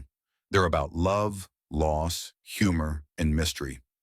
Grandmother Asha tells tales of her courtship with grandfather Baru, stories that make the adults laugh and the children giggle, while teaching important lessons about relationships, commitment, and the importance of choosing partners wisely. Uncle Dalmar spins yarns about trickster figures who teach through negative example, characters who succeed through cleverness, but fail through selfishness, showing listeners the difference between intelligence and wisdom. Laughter echoes in firelight, genuine and infectious. These aren't people grimly focused on survival. They're families enjoying each other's company, finding humor in daily mishaps and shared experiences. When young Merrick accidentally napped his finger instead of his stone this afternoon, the incident becomes the source of gentle teasing tonight. When the morning's hunting party had to abandon their carefully planned approach because someone stepped on a dry branch, at the worst possible moment, the story grows funnier with each retelling. This wasn't just leisure, it was bonding, teaching, planning. The casual conversations that flow between formal stories serve crucial social functions. Conflicts that develop during the day's work are addressed and resolved through subtle negotiation. Plans for tomorrow's activities are discussed and refined. Information about resource availability, weather patterns, and potential dangers is shared and evaluated. The fire circle becomes humanity's first parliament, boardroom, and classroom all rolled into one. Decisions that affect the entire group emerge from consensus built through careful discussion. When Yaroslav suggests moving camp to follow migrating herds, the proposal generates immediate debate. Supporters cite evidence of decreasing game sign in the current area. Skeptics worry about abandoning known water sources for uncertain prospects. Gradually, through respectful exchange of viewpoints and careful consideration of all factors, the group reaches a decision that everyone can support. Children learn by listening to these adult discussions, absorbing not just factual information, but the social protocols that make group decision-making possible. They learn when to speak and when to listen, how to present ideas respectfully, how to disagree without causing offense, How to build consensus without suppressing individual viewpoints. These are the social skills that make civilization possible, taught not through formal instruction, but through participation in the ancient democracy of the fire circle. The evening gathering also serves as humanity's original mental health system. The day's stresses and anxieties are processed through shared conversation, fears are acknowledged and addressed through community support. Individual problems become group concerns that can be solved through collective wisdom and mutual assistance. The isolation and depression that plague modern humans were largely unknown in societies where every evening brought together the entire social world for connection and mutual support. Planning for the future takes place in the relaxed atmosphere of firelight conversation. Tomorrow's hunting expedition is refined based on today's observations. Seasonal movements are discussed and coordinated. Long-term projects like tool manufacture and shelter construction are organized through volunteer coordination. The fire circle functions as mission control for a complex operation that must successfully navigate an unpredictable environment using only human intelligence and cooperation. But perhaps most importantly, human connection was born here, in circles of fire. The bonds that held Paleolithic societies together were forged in these nightly gatherings, where people shared not just food and warmth, but stories, laughter, concerns, and dreams. The fire circle was where strangers became family, where individuals became community, where survival became something worth celebrating rather than just enduring. Archaeological evidence supports the central importance of fire in human social evolution. Sites across the world show the same pattern: hearths surrounded by evidence of tool manufacture, food processing, and social activities. The arrangement of artifacts around ancient fire sites tells the story of people who gathered each evening just as our fictional family does, for warmth, for light, for food, but most of all for each other. The neuroscience of fire gazing reveals why these gatherings were so psychologically important. The rhythmic flickering of flames triggers relaxation responses in the human brain, reducing stress hormones while promoting the release of oxytocin, the same chemical that bonds mothers to children and lovers to each other. Sitting around fires literally makes people feel more connected to each other, more trusting, more cooperative. Evolution has wired us to associate firelight with safety, community, and home. As the evening progresses and the fire burns lower, conversations become more intimate and philosophical. This is when the deepest teaching takes place, when elders share not just practical knowledge, but wisdom about life's meaning, death's reality, and the values that make existence worthwhile. Young adults receive guidance about the challenges they'll face as they assume greater responsibilities. Children absorb the fundamental principles that will guide their development into productive community members. The fire that began the day as a practical tool for cooking and warmth has become something sacred, the heart around which human culture beats, the altar where knowledge is preserved and transmitted, the hearth where the species renews itself each evening through the simple but profound act of coming together. But the evening's activities are far from over. As conversation winds down and drowsiness begins to claim the youngest members of the gathering, the fire circle prepares to transform once again, this time into humanity's first art gallery, concert hall, and spiritual sanctuary, where the creative impulses that define our species find their oldest and most powerful expression. The fire burns lower now, its flames dancing in more intimate patterns as the evening deepens. The practical conversations of earlier have given way to something more profound, that mysterious human impulse that separates us from every other species on Earth. Around this ancient circle of light, we're about to witness the birth of something that has no survival value, serves no practical purpose, yet defines us more completely than any tool or shelter: the creation of meaning through art. Why did they paint animals on cave walls? Why carve tiny statues from mammoth ivory with painstaking care? Why blow into bone flutes under the vast canopy of stars? These questions have puzzled archaeologists for decades, but the answer is both simple and revolutionary. Meaning. Pure, inexplicable, utterly human meaning. Watch as old Temba, our master storyteller, reaches into his personal kit and withdraws a small piece of red ochre, iron oxide mixed with clay, that produces a brilliant crimson pigment when ground. His fingers, stained from years of use, work the ochre against a flat stone, creating powder that seems to glow in the firelight. This isn't random activity, it's the beginning of humanity's longest-running art project, a creative tradition that stretches back at least 100,000 years. From ochre at Blombos Cave in South Africa, where archaeologists discovered evidence of systematic pigment production dating back 100,000 years, to the cave paintings of Lascaux and Chauvet, humans have been compelled to leave their mark, to transform raw materials into something that exists purely for its own sake. This ochre that Temba grinds tonight will become paint, but more than paint, it will become memory made visible, experience transformed into symbol, the ineffable human soul given physical form. He begins to work on a flat section of stone near the shelter, his movements deliberate and practiced. But what emerges under his skilled hands isn't random decoration. It's a map of meaning, a visual language that speaks to needs deeper than hunger or safety. First comes the outline of a bison, rendered with economic strokes that somehow capture not just the animal's physical form, but its essence. The massive shoulders, the intelligent eyes, the barely contained power that every hunter knows and respects. This isn't primitive art, it's sophisticated visual communication that would challenge modern artists. Temba understands proportion, perspective, the use of natural rock contours to suggest three-dimensional form. He knows how to suggest movement with a few strategic lines, how to convey emotion through subtle variations in curve and angle. These skills weren't taught in art schools. They were developed through thousands of years of human creativity, passed down through generations of artists who saw their work as essential rather than decorative. But why?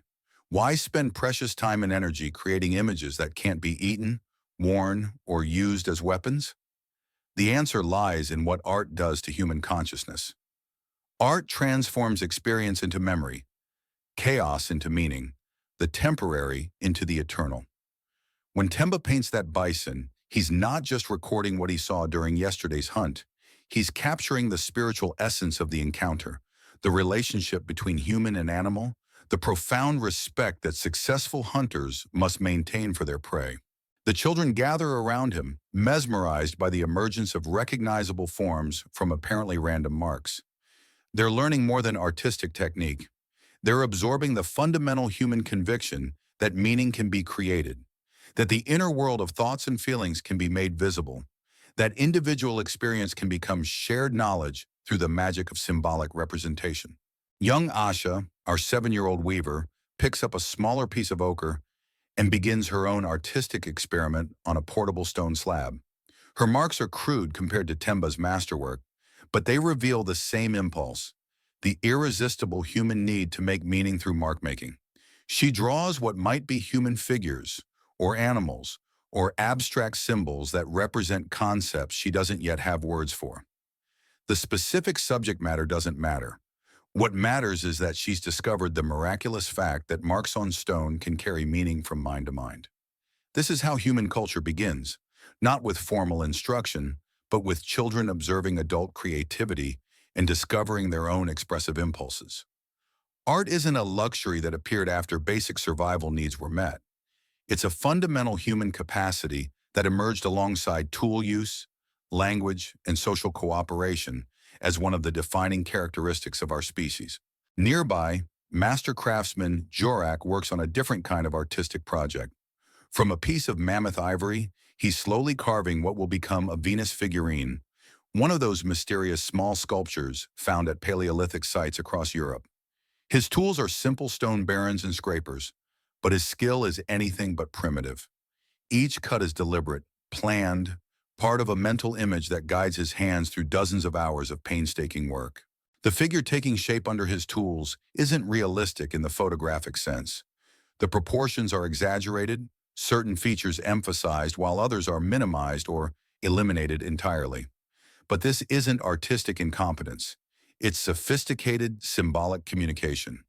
The Venus figurines aren't portraits of individual women, but representations of concepts: fertility, femininity, the life-giving power that ensures group survival. They're prayers carved in ivory, hopes made tangible. the human capacity for abstract thought given physical form. Why carve tiny statues with such care when survival requires constant attention to practical needs?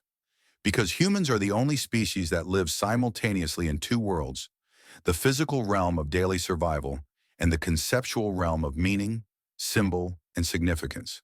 The Venus figurines are bridges between these worlds, objects that exist in physical reality but point toward metaphysical truths about life, death, continuity, and the sacred feminine principle that makes existence possible. But tonight's artistic activities extend beyond visual arts into the realm of sound. From somewhere in the darkness beyond the fire's reach comes the haunting voice of a bone flute, played by young Kale, who discovered his musical gifts during childhood play with hollow bird bones. The melody is simple but profound, a pattern of notes that seems to capture something essential about the night, the stars, the vast wilderness that surrounds their small circle of human warmth. Why blow into bone flutes under the stars? Because music speaks to parts of human consciousness that words cannot reach. The flute's voice carries across the landscape like audible emotion, transforming abstract feelings into organized sound that can be shared, remembered, and passed down through generations. This isn't entertainment in the modern sense. It's communication with forces larger than individual human experience. The flutes of Hohlfels Cave in Germany, dating back 40,000 years, represent some of the earliest musical instruments ever discovered. But their sophistication suggests that musical tradition was already ancient when they were created. These weren't crude whistles, but carefully tuned instruments capable of producing complex melodies, crafted by people who understood acoustics, who could predict how bore diameter and hole placement would affect pitch and tone quality. Music serves functions that pure survival cannot explain. It coordinates group activities, work songs that help people maintain rhythm during collective tasks, ritual chants that unify community celebrations, lullabies that soothe children and strengthen parent-child bonds. But beyond these practical applications, music does something miraculous. It creates shared emotional experiences that bind communities together more powerfully than kinship or mutual need. Listen to how the evening's music develops. Kel's solo flute is joined by rhythmic clapping from the listeners around the fire. Someone begins a wordless vocal harmony that weaves through the flute melody like smoke through firelight. Children contribute their own voices, not with formal training, but with the intuitive musical sense that seems hardwired into human consciousness. What emerges isn't professional performance, but communal expression, the group voice that speaks truths too deep for individual utterance.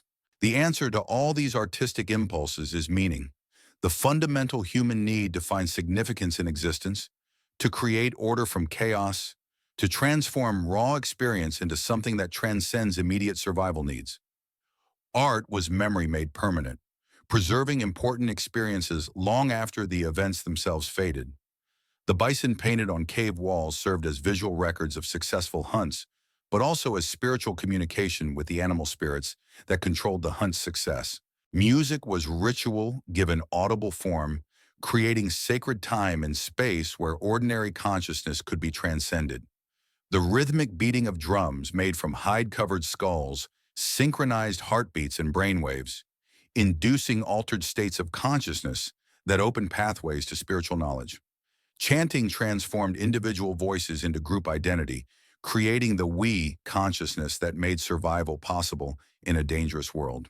Symbolism was identity itself, the visual and audible languages that distinguished one group from another, that encoded cultural knowledge in forms that could survive individual death and social upheaval.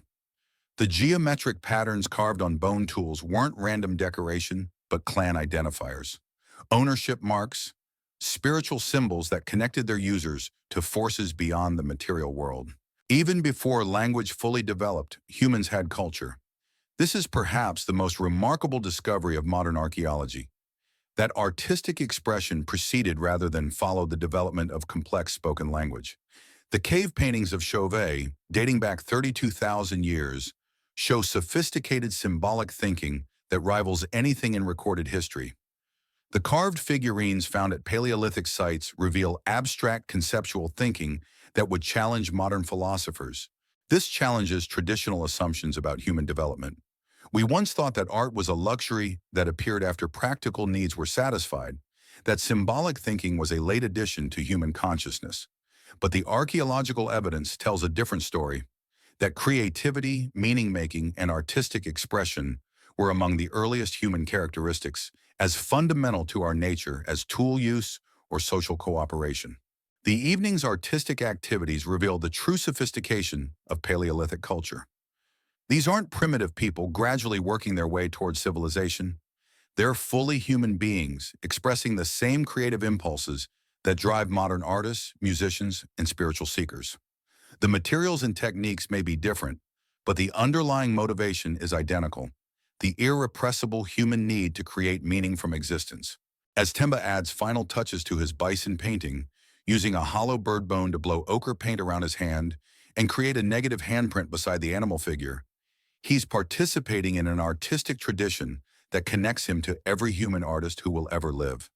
That handprint isn't just decoration, it's a signature, a declaration of individual existence, a message sent across thousands of years that says simply, I was here, I saw, I understood, I created meaning from the raw materials of existence. The music continues to weave through the night air as other family members join the creative activities. Someone begins carving geometric patterns into a piece of antler.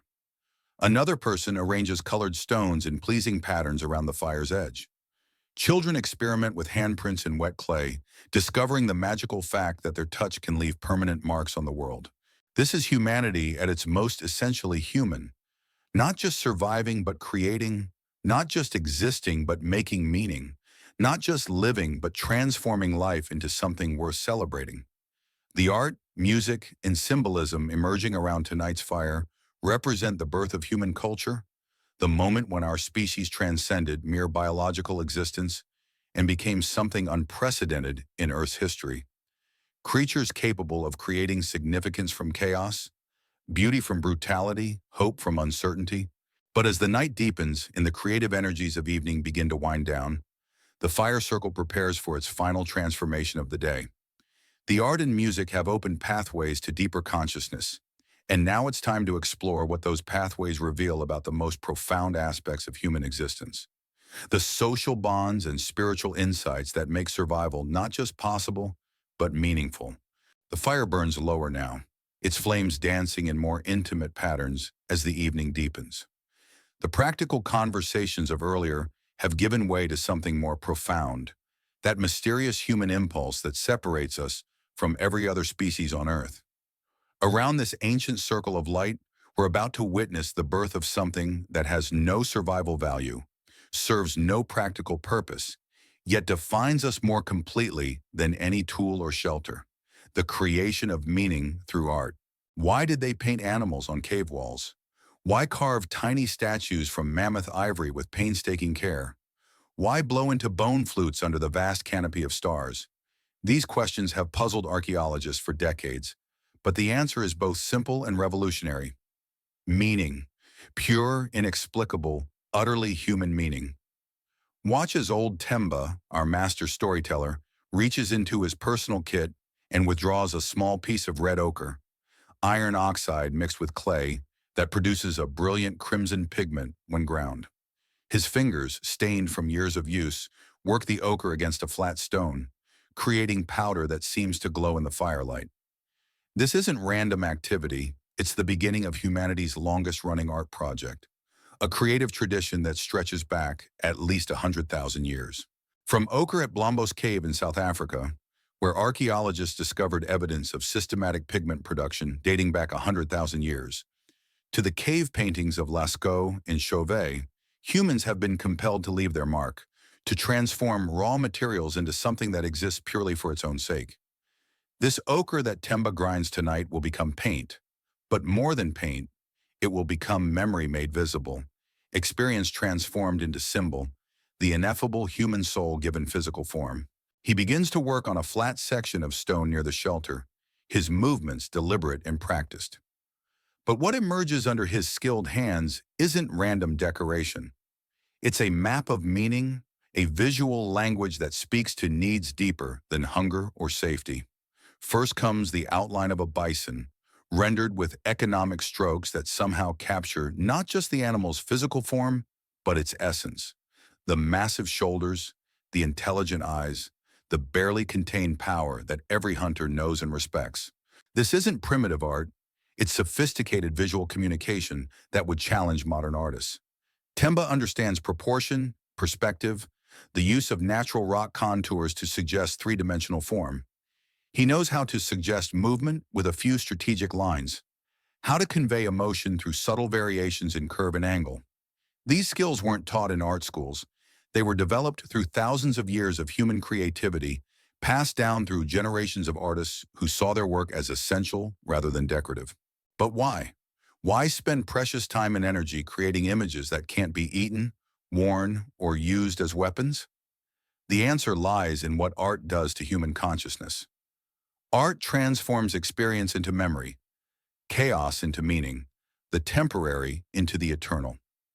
When Temba paints that bison, he's not just recording what he saw during yesterday's hunt. He's capturing the spiritual essence of the encounter, the relationship between human and animal, the profound respect that successful hunters must maintain for their prey. The children gather around him, mesmerized by the emergence of recognizable forms from apparently random marks. They're learning more than artistic technique. They're absorbing the fundamental human conviction that meaning can be created, that the inner world of thoughts and feelings can be made visible, that individual experience can become shared knowledge through the magic of symbolic representation. Young Asha, our 7-year-old weaver, picks up a smaller piece of ochre and begins her own artistic experiment on a portable stone slab. Her marks are crude compared to Temba's masterwork, but they reveal the same impulse, the irresistible human need to make meaning through mark-making. She draws what might be human figures, or animals, or abstract symbols that represent concepts she doesn't yet have words for.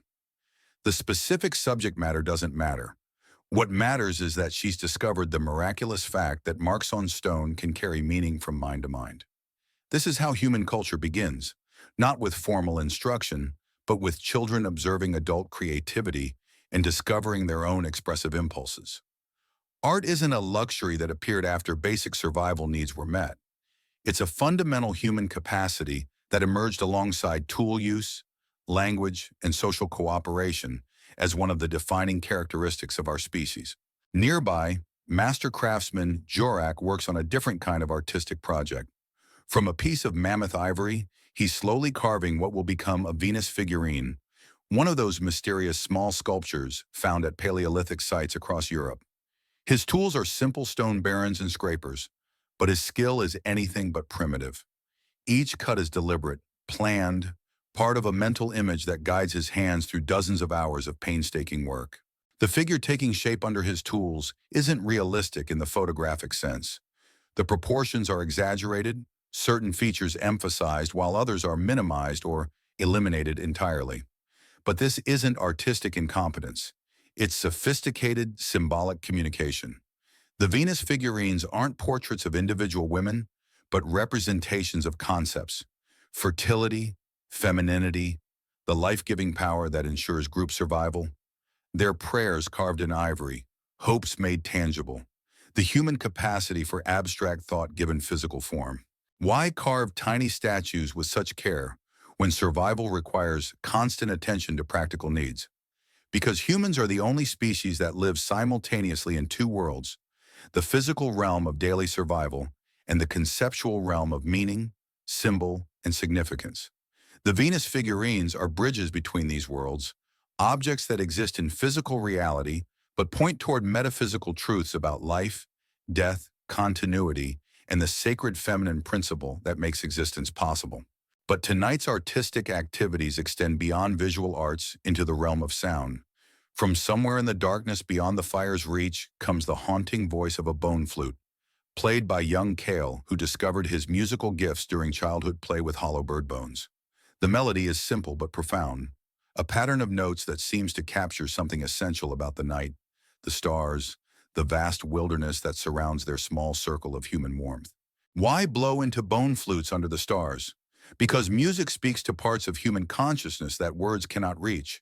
The flute's voice carries across the landscape like audible emotion, transforming abstract feelings into organized sound that can be shared, remembered, and passed down through generations. This isn't entertainment in the modern sense. It's communication with forces larger than individual human experience. The flutes of Hohlfels Cave in Germany, dating back 40,000 years, represent some of the earliest musical instruments ever discovered. But their sophistication suggests that musical tradition was already ancient when they were created.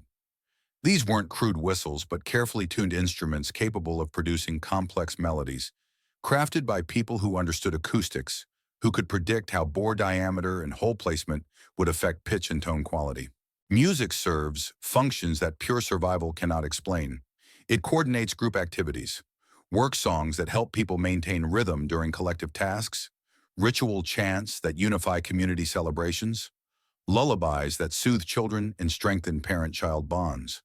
But beyond these practical applications, music does something miraculous. It creates shared emotional experiences that bind communities together more powerfully than kinship or mutual need. Listen to how the evening's music develops. Kel's solo flute is joined by rhythmic clapping from the listeners around the fire.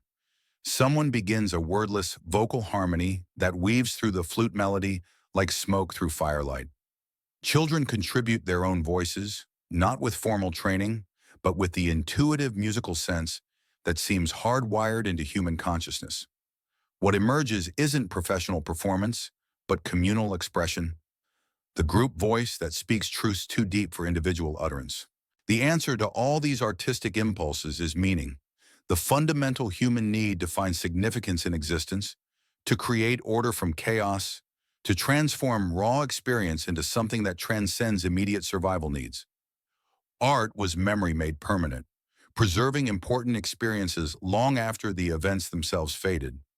The bison painted on cave walls served as visual records of successful hunts, but also as spiritual communication with the animal spirits that controlled the hunt's success. Music was ritual given audible form, creating sacred time and space where ordinary consciousness could be transcended.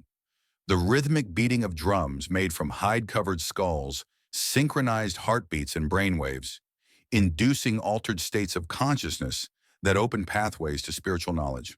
Chanting transformed individual voices into group identity, creating the we consciousness that made survival possible in a dangerous world. Symbolism was identity itself, the visual and audible languages that distinguished one group from another, that encoded cultural knowledge in forms that could survive individual death and social upheaval. The geometric patterns carved on bone tools weren't random decoration, but clan identifiers, ownership marks, spiritual symbols that connected their users to forces beyond the material world. Even before language fully developed, humans had culture. This is perhaps the most remarkable discovery of modern archaeology, that artistic expression preceded rather than followed the development of complex spoken language. The cave paintings of Chauvet, dating back 32,000 years, show sophisticated symbolic thinking that rivals anything in recorded history. The carved figurines found at Paleolithic sites reveal abstract conceptual thinking that would challenge modern philosophers. This challenges traditional assumptions about human development. We once thought that art was a luxury that appeared after practical needs were satisfied, that symbolic thinking was a late addition to human consciousness. But the archaeological evidence tells a different story, that creativity, meaning-making, and artistic expression were among the earliest human characteristics, as fundamental to our nature as tool use or social cooperation. The evening's artistic activities reveal the true sophistication of Paleolithic culture. These aren't primitive people gradually working their way towards civilization. They're fully human beings expressing the same creative impulses that drive modern artists, musicians, and spiritual seekers. The materials and techniques may be different, but the underlying motivation is identical, the irrepressible human need to create meaning from existence. As Temba adds final touches to his bison painting, using a hollow bird bone to blow ochre paint around his hand and create a negative handprint beside the animal figure, he's participating in an artistic tradition that connects him to every human artist who will ever live. That handprint isn't just decoration, it's a signature, a declaration of individual existence, a message sent across thousands of years that says simply, I was here, I saw, I understood. I created meaning from the raw materials of existence. The music continues to weave through the night air as other family members join the creative activities. Someone begins carving geometric patterns into a piece of antler. Another person arranges colored stones in pleasing patterns around the fire's edge. Children experiment with handprints in wet clay, discovering the magical fact that their touch can leave permanent marks on the world. This is humanity at its most essentially human, not just surviving but creating, not just existing but making meaning, not just living but transforming life into something worth celebrating. The art, music, and symbolism emerging around tonight's fire represent the birth of human culture, the moment when our species transcended mere biological existence and became something unprecedented in Earth's history. Creatures capable of creating significance from chaos, beauty from brutality, hope from uncertainty. But as the night deepens and the creative energies of evening begin to wind down, the fire circle prepares for its final transformation of the day. The art and music have opened pathways to deeper consciousness, and now it's time to explore what those pathways reveal about the most profound aspects of human existence. The social bonds and spiritual insights that make survival not just possible, but meaningful. The fire has burned down to glowing embers now, casting a gentle red light across the faces of our Paleolithic family as they settle in for the night. The stars wheel overhead in their ancient patterns, the same constellations that guided our ancestors across continents and through millennia. And as this remarkable day draws to a close, we find ourselves asking the question that started our journey. So what did cavemen actually do all day? The answer, as we've discovered, is everything that makes us human. They hunted with intelligence and strategy that would impress modern special forces. They gathered with botanical knowledge that would humble university professors. They built shelters using engineering principles that could teach contemporary architects. They taught their children through methods so effective that essential knowledge survived for hundreds of thousands of years without writing. They created art that still moves us to tears 40,000 years later. And they loved, oh, how they loved, with the fierce devotion that only comes from knowing that survival depends on caring for each other. They adapted to fire and ice, thrived through storms and seasons that would challenge our most advanced technology. When volcanic winters darkened the sky and temperatures plummeted, they didn't just endure, they innovated. When ice sheets advanced and familiar landscapes disappeared beneath glaciers, they didn't just migrate, they evolved new ways of living. When droughts turned lush valleys into barren wastelands, they didn't just suffer, they discovered new resources and developed new techniques. They painted dreams on cave walls, transforming dark underground spaces into galleries that rival anything in Paris or New York. Those images weren't primitive scratches. They were sophisticated visual communications that encoded spiritual beliefs, practical knowledge, and artistic vision with techniques that modern painters study and admire. Each painting was a message sent across time, a hand reaching through millennia to touch ours and say, "We were here. We saw beauty. We understood." They sang under stars that seemed close enough to touch, their voices rising into darkness that held both terror and wonder. Their music wasn't background entertainment, it was the heartbeat of human culture, the sound waves that carried meaning from mind to mind and generation to generation. Those bone flutes and rhythmic chants were humanity's first attempts to organize the chaos of existence into something beautiful, something that could be shared and remembered and passed on. They raised children by embers that connected each family to every family that came before and would come after. Those children learned not in classrooms but around fires, not from textbooks but from stories, not through lectures but through observation and practice. They grew up knowing their place in the cosmic order, understanding their responsibilities to past and future, secure in the knowledge that they were part of something larger and more enduring than individual existence. And they did it all. This entire magnificent human drama, with no maps, no money, no machines, no GPS to tell them where they were going, yet they navigated across entire continents with precision that would amaze modern explorers. No currency to mediate exchange, yet they created trade networks that spanned hemispheres. No motors or engines, yet they accomplished engineering feats that required moving massive stones and constructing elaborate shelters using nothing but human intelligence, cooperation, and determination. Think about what this means for your life today. Every challenge you face, every problem that seems insurmountable, every moment when you feel overwhelmed by modern complexity, remember that you carry within your DNA the solutions developed by people who faced far greater challenges with far fewer resources. The anxiety you feel about uncertainty? Your ancestors lived with uncertainty every day, and not only survived but flourished. The stress you experience from social pressure? Your ancestors navigated complex social relationships that literally meant life or death. You are not separate from this story. You are its continuation. Every instinct you have for cooperation, every impulse toward creativity, every moment when you feel most alive in nature or around a campfire or sharing stories with people you love. These aren't nostalgic fantasies. They're your deepest nature expressing itself, the Paleolithic soul that still beats within your modern heart. As you drift off tonight in your comfortable bed, protected by walls and technology, and all the conveniences of civilization, remember who you really are beneath all those layers of modernity.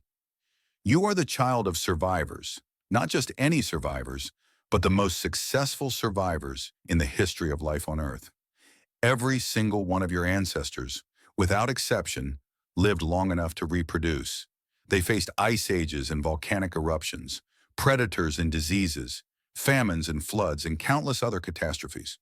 They not only survived, they accumulated knowledge, developed skills, and created cultures that eventually led to you. You are the child of makers who transformed raw stone into precision tools, who built shelters that lasted through Arctic winters, who crafted clothing that allowed survival in any climate on Earth. Their creativity flows in your blood. Their ingenuity lives in your mind. When you solve problems, fix things, or create something from nothing, you're channeling skills that stretch back millions of years. You are the child of artists who saw meaning in the world around them and found ways to share that meaning with others. When you're moved by beauty, when you create something purely for the joy of creation, when you feel compelled to leave your mark on the world, you're expressing the same impulses that drove cave painters to crawl through narrow passages to create masterpieces by flickering torchlight. You are the child of thinkers who looked at the world and asked not just how, but why. They developed language, abstract thought, symbolic reasoning, and the capacity for planning that allowed them to anticipate problems and prepare solutions.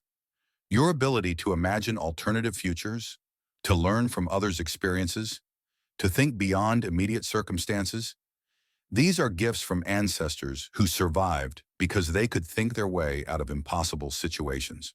Most importantly, you are the child of people who knew that survival isn't a solo sport.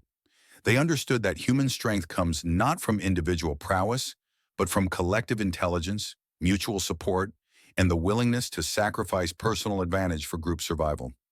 Every impulse you have toward compassion, cooperation, and community comes from ancestors who lived these values every day.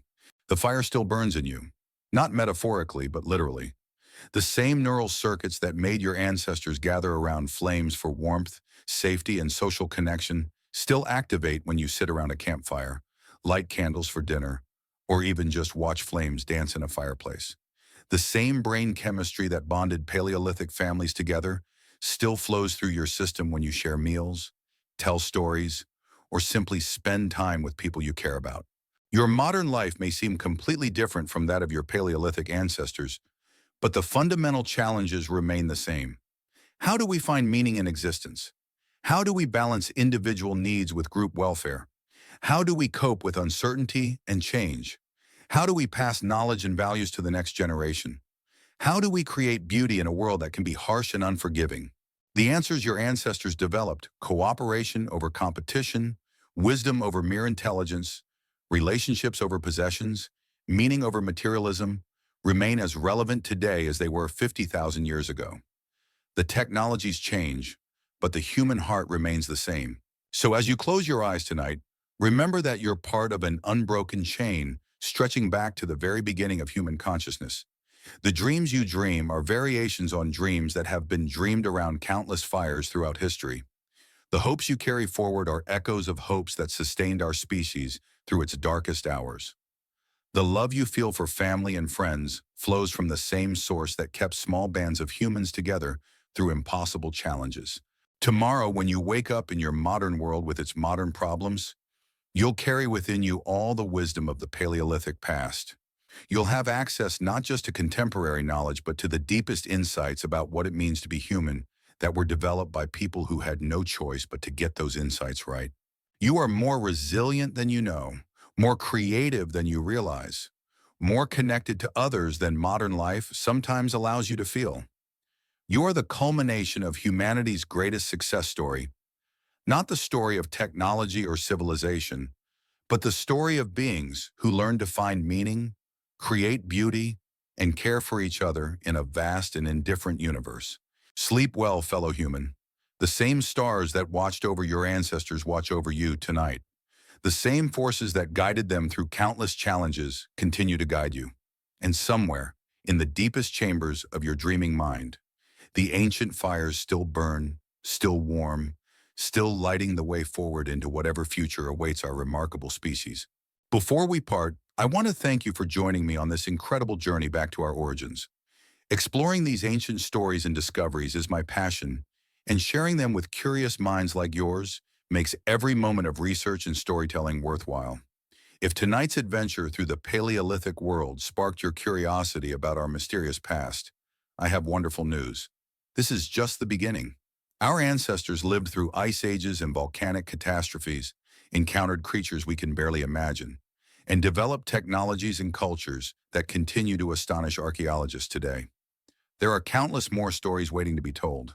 The mystery of the Neanderthals and why they vanished, the incredible journey of humans across the world's oceans, the secrets hidden in ancient DNA, and the remarkable discoveries that continue to reshape our understanding of prehistory.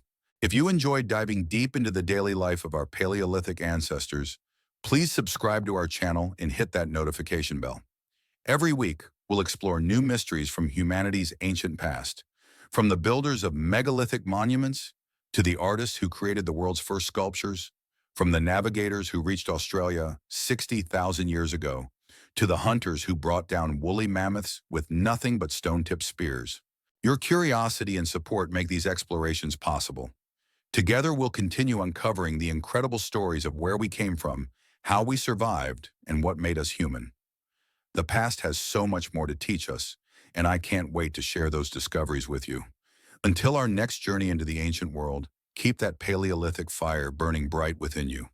Sweet dreams, fellow explorer.